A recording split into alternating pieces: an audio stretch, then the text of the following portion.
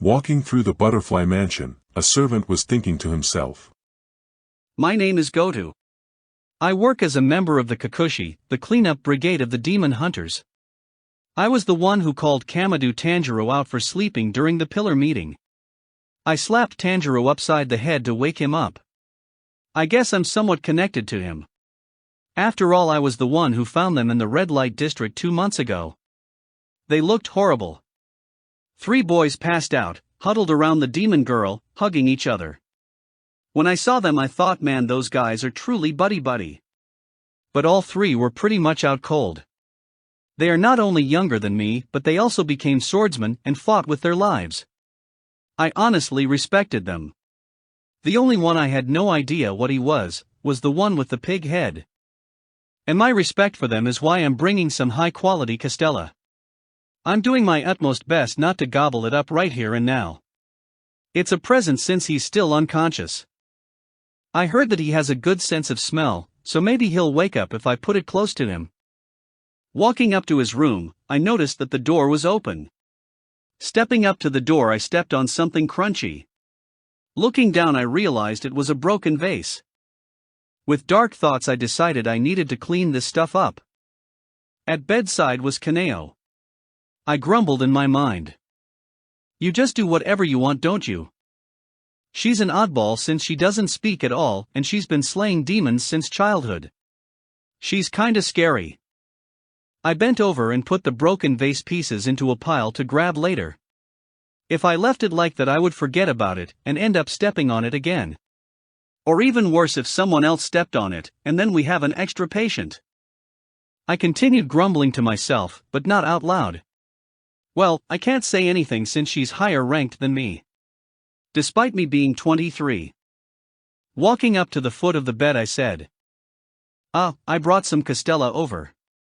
So please clear the way so I can put it down. If it looks spoiled, just go ahead and eat it. I added that 'cause I don't like food getting thrown away. When Goto looked at the bed, he saw Tanjirou's eyes lazily opened, mouth slightly agape, and Kaneo smiling happily at me. Muffled and weak, Tanjirou managed to whisper, Thank you, so much. Silence fell in the room. After a second, another crash sounded out as Goto dropped the plate he was carrying. He looked back and forth from Tanjirou to Kaneo. He was processing the circumstances, but his brain wasn't capable to resolve the situation. He just couldn't come up with a good set of actions. Everything seemed to be the wrong choice and not the right action. After a few seconds of silence, Goto couldn't take the uncertainty anymore. He started screaming at Kaneo without worry about status or position. He woke up. Why aren't you screaming? You are an utter airhead. You supposed to call someone when or if he managed to regain consciousness, you dumbass. Kaneo covered her mouth and started bowing shyly as if she was embarrassed. She then dropped her hands in front of her and continued bowing over and over again. Goto was ignoring her as he continued yelling. Everyone's worried sick about him. I don't care if you are my superior right now, at least. Walking to the door, he leaned out and used bookkeeping breathing style to scream. Kiyo, Sumi Naho, Aoi, Tanjirou's awake now. The voice spread out through the building. The 3 girls whose names were called out instantly appeared out of nowhere and wailed in sadness and joy. One said, I'm so happy. Another, I'll give you some red bean bread. The third cried. The Castella's falling off. They surrounded and danced around the bed. One crawled onto the bed and the other leaned over the sides. Down the corridor there was a noise approaching, like it was bouncing off the walls and stomping on the ground. Then something white flew into the room. Kiyo screamed. Eh! Monster!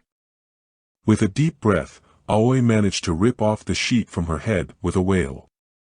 Kiyo, relieved, chirped. Oh, it's just Aoi, caught up in the laundry. Aoi whirled around to look at the bed and burst out crying. She ran up to the bed and threw herself at the area where Tanjirou's feet were wailing. I'm so glad you are awake. You guys went in my place, oh, wah. She screamed this through tears and snot. Tanjiro looked over, with concern said. Thank you. Are the others doing okay? He was struggling to get the words out. His mouth was still completely dried out. Goto spoke calmly. The blonde dude who left this place the day before yesterday? He's back in service. He's already out on a job. He was screaming and crying as he left. Sumi smiled and chirped. Yes, Zenitsu woke up the day after the incident. Goto continued his report after Sumi finished. And the sound pillar walked off on his own, with his wives supporting him. He was grumbling something like, "Holy crap, this pain pisses me off." All the Kokushi backed away from him because he was just way too tough. They were really scared because he could stand up on his own, even with pretty bad injuries too. Goto shivered from the memory. Tanjiro nodded understandingly, even if his head could barely move. Oh, okay, and Inosuke. Sumi frowned and started explaining. Inosuke was on the verge of death at one point. Aoi, still in tears, interrupted the explanation while wiping her nose on Tanjiro's bedsheet and explained between sniffles. Inosuke was in terrible condition. The poison had circulated through his body, so we were too late to stop the bleeding. She cried harder the more she spoke and blew her nose as punctuation in the end of the report on Tanjiro's bedsheet, making a snotty mess. Tears began to form on Tanjiro's face as he spoke. Oh, okay, then I must be hallucinating Inosuke clinging to the ceiling there. This made everyone look up and scream in fear. Goto hugged Sumi, and Aoi stopped crying and snarled. Inosuke snorted with a laugh and screamed. I'm impressed you noticed me, Tanjiro. He laughed some more. Tanjiro weakly smiled and said. Well, I am lying facing up.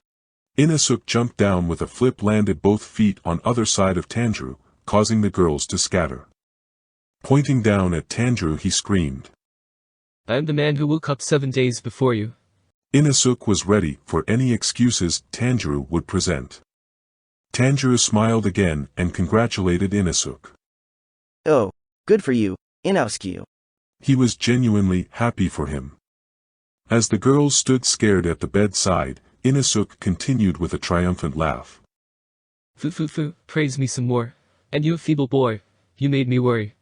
He was triumphant over Tanjiro in a direct competition.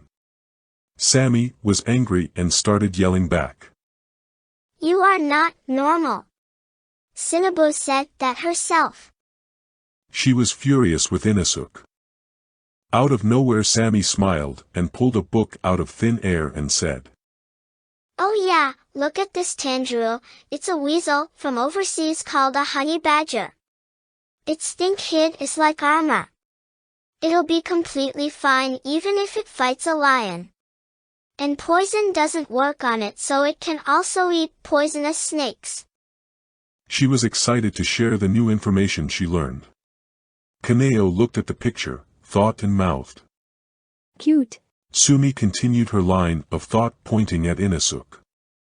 Shinobu said Inosuke is just like this thing.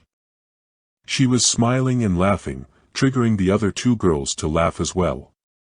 Tanjiro laughed weakly. It hurt to laugh. Goto softly said. That's pretty random. He hoped no one heard him. Aoi grabbed Inosuke by the hand and dragged him off the bed saying. Thinking about this guys is a pain in the butt though, get of the bed. Inosuke crossed his arms and puffed out his chest saying. So basically I'm immortal. He only heard it as a positive. Kiyo snickered and said. No, you're just a moron. She refused to have a filter with Inosuke. Gutua reflexively moved Kiyo away from Inosuke yelling. Stop. His instincts told him something was about to happen. Aoi grabbed Inosuke as soon as she heard this just in time to stop him from lurching at Kiyo, also realizing this would get a reaction. Inosuke roared. Is the moron here, you ass? He didn't care that he was screaming at a child. Aoi was holding on to Inosuke screaming. Yeah, you may have poison resistance, but you also resist the medicine we give. So be careful. Shinobu said this too. You keep forgetting everything. Inosuke stopped pulling toward Kyo and roared at Aio. Oh, shut up, Pipsqueak. Don't pull on me. Kaneo was scared at this exchange. She held her hands together and softly kept repeating. Quiet. Aio didn't hear the soft plea of Kaneo and roared back at Inosuke. What was that? You are almost the same height as me. This made Kaneo's emotions boil over. With a deep breath she screamed the loudest she has ever screamed. Tanjirou fell asleep, so be quiet. Inosuke's attention snapped to the sleeping Tanjirou and he screamed. He's back in a coma. Aio screamed at him. Don't say anything that'll jinx him. Just be quiet. Naho looked at Kaneo and with a gentle smile said. Kaneo, let's go make some gruel. Kaneo nodded with a soft. K. As she was leaving she looked at the bed with Inosuke laying his head on the bed and added.